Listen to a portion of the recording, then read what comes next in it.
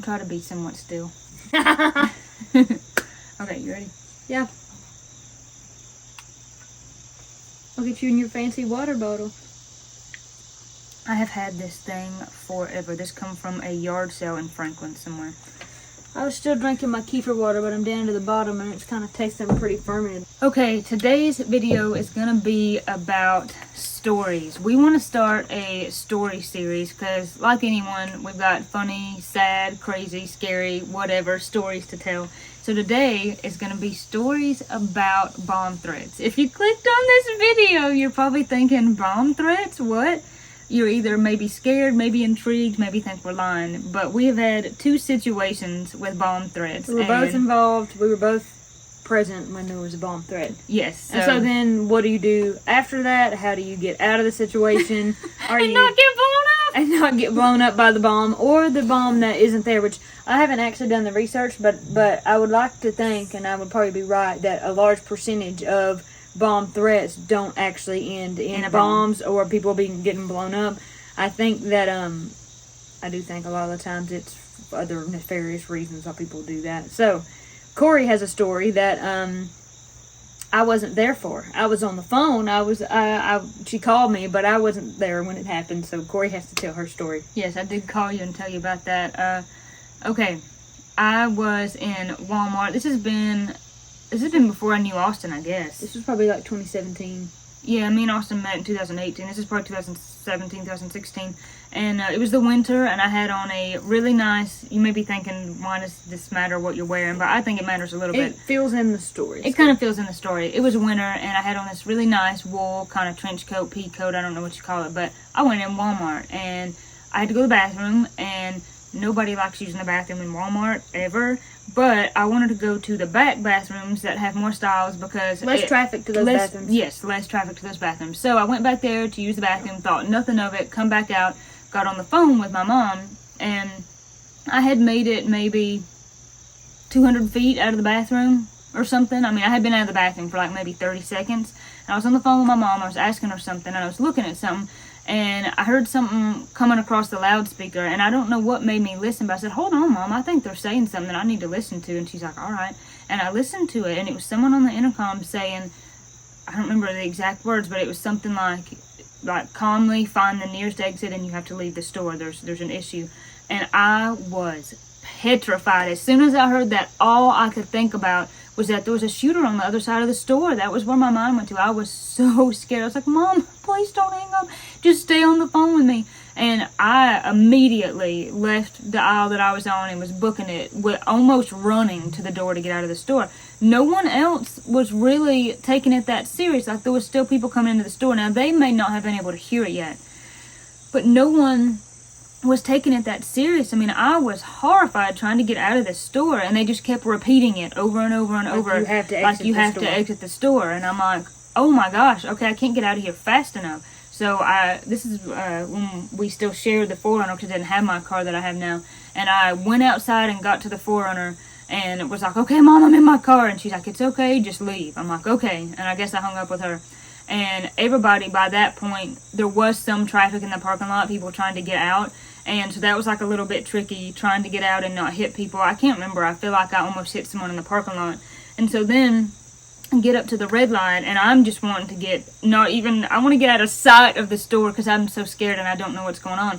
And there's this truck in front of me, and they had some logs. It was more like big branches, like it wasn't super big logs like a tree, but I mean, they were probably maybe 6-8 foot long, and they looked like they were like maybe this big around, so they were pretty big. And they were in the back of this truck, and they were not tied down at all. And I guess they were maybe in the store too, because when that red light went, I mean, they punched it. And the way we turned, it was like a sharp a left turn coming all the way across. And when they did that, all those things come out, and I was the one right behind them.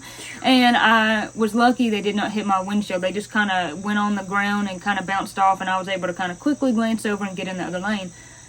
It's like, oh my gosh, I just have to get out of here. So I went to, our dad is a maintenance worker for the county, and I went to the old shop. Now they have a different shop, but I went to their old shop, and I was like, you're never going to believe what just happened to me.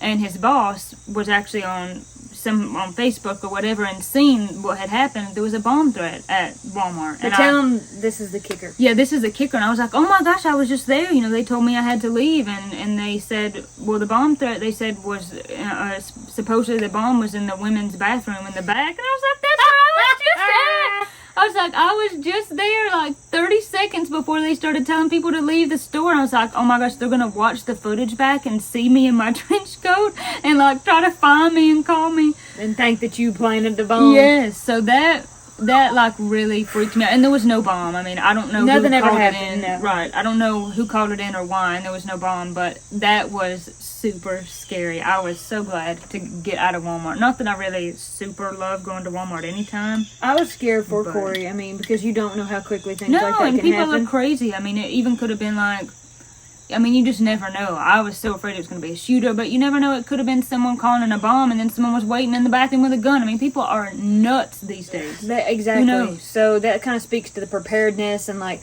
I've been working on getting my like bug out bag, my backpack Yeah. that I travel with vehicles, having a vehicle with me and travel with, so that I, have all the supplies that you need. So, and that just kind of speaks to that level of preparedness of like any situation. Of course, if you get blowed up, you're not gonna need the backpack. But You can't be prepared for a bomb, No. I guess. but- So the second story, me and Corey were both there. Me and Corey were both involved in that one. Mom was too. And Mom was too. So my mom worked at a community college down the road, and Corey and I went to said community college. Well, and it was, you're right, and it was dual enrollment. So we were in high school, but We were it was actually in on high the school. community college's campus. The high school didn't even own their building, the college did. Right. And so you could literally walk, I mean, just across a 2-lane road and be in college classes, and that's what we did. And Mom worked there, so, and Dad did too. At some, And actually Dad at some did. point. So we're just, doing our normal stuff. This might have been, no, I could tell you what grade this was. Hold on. This was 10th grade. Yeah, that's what I was going to say. Had to be maybe 10th grade. 10th grade, we're just doing our normal class, normal schedule, like everything usually looks. And I can't exactly remember what happened. It came across the radio. It came across the radio that Because there they had had been their radios, like walkie-talkies and stuff. all right, the teachers to communicate with each other. And so, turns out there's a bomb threat. And the bomb threat was actually called in to the college, to the... Just the main number. The main number. Someone called and basically said, I think what they said was, there's a bomb, you have X amount of minutes. And so they immediately needed to make a plan to have everybody evacuate, and they really, truth be told, didn't have... This was not a good plan. They No. were so not prepared. They weren't prepared for this. They were very unorganized, and so it was just pretty much total Chaos. pandemonium. And so us being all high school age children, minors, we're like 15, 16 maybe. Like 15 probably. So I'm not sure why this would have ever been a thing. And I like to think in hindsight that they were just doing the best that they could do, but I still don't think that this was a great idea. Down below, not very far at all, below the high school portion of the campus was a tennis court. And that tennis court was Caged in. enclosed in a gigantic know. cage, a fence that was like, probably 16, 18 feet high to try to keep the Kept balls ball. in. Yeah. So what they did is they rounded up every high school student, grade 9 to 12, and put us in the tennis court, put us in that cage, and there we all were inside this fence waiting to find out about what was going on with the bomb threat, because they didn't know where the bomb was, and they assumed that it would be in a building. And then, too, what happened is a bunch of people, not just high schoolers, some high schoolers, but people from the college, everybody went and got in their car and left, which was a big problem, because if it was a pipe bomb, it would have blown Or up a lot a car of people. bomb, exactly. Right. So that was probably the last thing that anybody wanted to do. But that was also another problem with high school is it's like, you can't just do that, and then the teachers are like, I need to take a head count, and I've got 10 kids missing. And we all could, I told the teacher, I'm like, well, I saw such and such and such and such peel off to the parking lot, because we had to pass the parking lot where their cars were on the way to the tennis court, the gigantic cage, and they left. So it was total pandemonium, but the kicker of the whole entire story is, I'm not going to, I want to set it up, but I'm not going to Set tell me you up. the thing. I won't tell it, I'll let you tell it. What she was going to say about the whole kicker is, so we're waiting down there, and since our parents work at the college, We're texting Mom and Dad. Yeah, I'm like thinking, where's our parents? And so we're waiting down there, and then here walks Mom down there, and I don't remember if there was an officer with her or there was just an officer already there. police And I'm just officer, thinking, yeah. okay, she's just coming to check on us. she's just coming to check on us, and she's immediately going to be like, grab your stuff, girls. We're going. I thought she was coming to get us. I just knew that here comes Mom down the hill to save us from the cage, because at this point I'm thinking, we're obeying these adults because we are like 15, we have to listen to these adults. It doesn't matter if I Even think this though is a bad we idea or didn't not. want to. Even though I didn't want to. Katie doesn't like it when people tell her what to do. Oh God, no! I have a real problem with that. But I was like, we just have to listen to these adults, Corey, in this situation. So here we are in the cage, not knowing what's going to happen if there is a bomb. I can't get out. If there's a shooter, here we are sitting Yeah, and that's ducks. the thing. It could have been someone called in a bomb threat, got everyone together, and picked us off with a AK. Anything, I know. So we're texting Mom and Dad, and then here comes Mom. I'm like, oh, thank God, Mom got our messages. Mom comes down that hill, and I start out of the cage. And I mean, I know I'm calling it a cage, but there's just no better way to call it. It's a cage. And the teacher's like, where are you going? And I'm like, my mom's right there. And they're like, okay, we see your mom. I go up to my mom, and I'm like, what's going on? Let's leave. And she's like, I can't leave. I was like, what are you talking about? Yeah, she what? said, I can't leave, girls. And I was like, then what are we going to do? And she was acting so funny and so fishy, and I was like, Mom, I was really getting scared. I was like, Mom, there's a bomb threat, and we don't know if there's a bomb on this campus right now, and you're telling me that you're not going to put us in the car and drive us home? Yeah, what is happening? going on? She pulls us over to the side, and she says, girls, I took the bomb threat. My mom Yes. it was the receptionist, and she worked the main switchboard. Yep, so she took the bomb threat. So she couldn't leave So because she they had couldn't to leave. they had to question her and try to figure out. She was the only one The only who lead. took the threat, the Yeah. only lead. That they had. So she's like, girls, I can't leave, and that's why the cop was with her. So I don't remember exactly what happened. If Someone took us home. somebody took us home. She may have run us home and come back, but she was like, I've never seen her act that strange.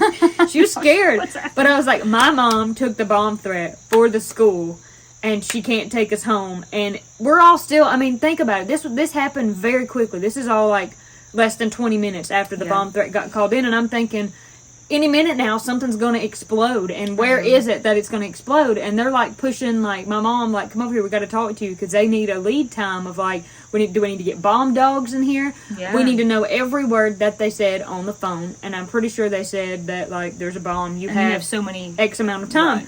So, that was scary to be wrapped up in that. And I think it just speaks to, unfortunately, the evil nature of the human heart of, like, why do people do this? But it speaks to preparedness. Like, as soon as that happens, you need to have a plan. Oh, yeah. What are we going to do? And it needs to be swift. Every minute counts instead Yeah. of putting us in the cage. That was just so not planned out. And I do remember this. I mean, I remember her face and her saying, I can't leave, and the urgency in her voice. Like, I'll never forget that. But I also remember where I was sitting, like, in that room. I remember the room number, too. 117 was the room number that we were sitting in. And I remember when that come across the radio, they said, this is not a drill. And I just remember thinking, Actually, I don't remember that part at all. do. I I'll remember never once I forget got that. outside. I was horrified, and I was just, like, immediately Me and felt Corey were probably adrenaline. immediately like, Yeah, I was. you know. That was scary. But the other part of the story, I'm sure everyone's thinking, you said your dad worked there. Where was your dad? I think Dad was at what we call the Cat Building, another campus. He wasn't. They had another wasn't right there with us. campus that they did instruction at, right? And he wasn't there. And then they wouldn't let him come on. So, and then by the time he found out, it was all over with and blah blah blah. And there was no bomb. But No, of course, no, there was no bomb. I feel bad that Corey was alone for her situation. Well, I had we Mom at least on the phone. had each other for Yeah. the second situation. Which the bomb threat at the school happened first, and it was after we'd done graduated, where you were in Walmart. Like, come on, y'all. Wrong Women's time, bathroom in wrong Walmart.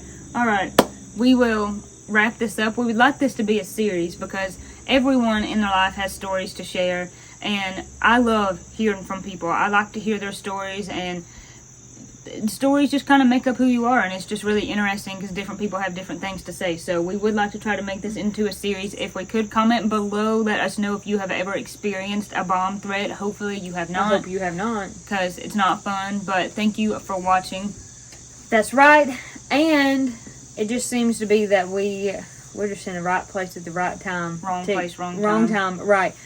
I like to learn about other people's stories too, because it helps you see that you're probably not alone. I bet you we will get some comments of people that say, I have experienced something similar. Stories are kind of the way that we all communicate and realize that we really do have more in common. And I than what want to we know, right, and I want to know, maybe someone will watch us and comment and say that they are the person who cuts the wires on the bomb and saves the day. I want to know if that's you. You got to let me know. think. And if it is you, God bless you. God bless you, and I bet you have like 15 pairs of clothes, because I bet you sweat through every one you've got.